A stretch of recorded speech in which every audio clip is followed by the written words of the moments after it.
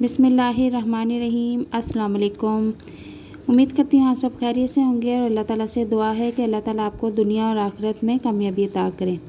तो आज मैं वेट लॉस के लिए एक बहुत ही ज़बरदस्त रेमेडी लेकर आई हूँ। इस रेमेडी को यूज़ करते हुए ना तो आपको एक्सरसाइज करनी पड़ेगी, ना ही आपको डाइटिंग करनी पड़ेगी। आप जितना अपनी मर्ज़ी के मुताबिक चाहे वज़न कम कर सकती हैं। जब आपको लगे कि आपका वज़न कम हो चुका है तो आप इस रेमेडी को छोड़ दें। 2 चम्मच मैंने दालचीनी ली है जो कि ब्लेंडर में मैंने पीस के रख ली थी, और 2 चम्मच के करीब ही मैंने कलवंजी ली है। कलवंजी मैंने साबुत रखी है, इसके दाने हमने साबुत रखने हैं। और कलवंजी को अब मैं दालचीनी के पाउडर में मिक्स कर दूंगी। दोनों की मिकदार बराबर है तो इसको मैं अच्छी तरह से मिक्स करके रख दूंगी।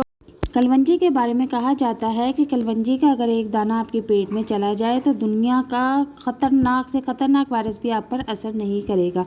और हदीस मुबारक भी है कि कलवंजी मौत के अलावा हर बीमारी की दवा है।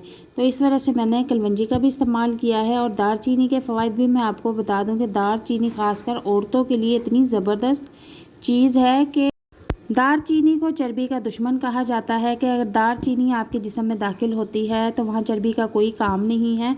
और दालचीनी का दूसरा फ़ायदा ये है कि यह आपके जिस्म से चर्बी ख़त्म करके आपके जिस्म को टाइट करती है, आपके जिस्म के हर हिस्से को टाइट कर देती है। आपकी लटकी हुई स्किन को टाइट करती है, चाहे वो फेस की हो चाहे आपकी बॉडी की हो। तो इसको खाने का तरीका मैं आपको बता देती हूँ कि आपने चम्मच का चौथा हिस्सा आपने इसको यूज़ करना है।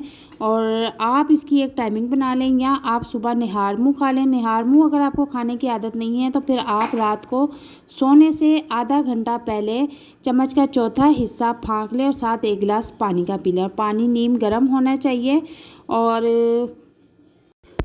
हर चीज़ का एक हिसाब होता है। अगर आप इसको नॉर्मल मिक़दार में लेंगी तो आपको इसके फ़ायदे हासिल होंगे। अगर आप इसको एक्स्ट्रा ज़्यादा लेने लग जाएंगी तो आपको इसके नुकसान भी होने लग जाएंगे।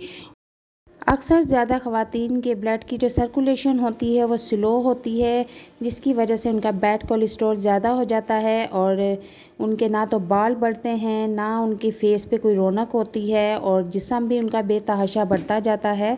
तो दालचीनी के इस्तेमाल से आपके ब्लड की सर्कुलेशन ठीक होती है, आपके जिस्म का गुड कोलेस्ट्रॉल नॉर्मल हो जाता है, जिसकी वजह से आपके जिस्म का सारा निज़ाम ठीक हो जाता है। आपके जिस्म में अगर शुगर है तो वो भी नॉर्मल हो जाती है।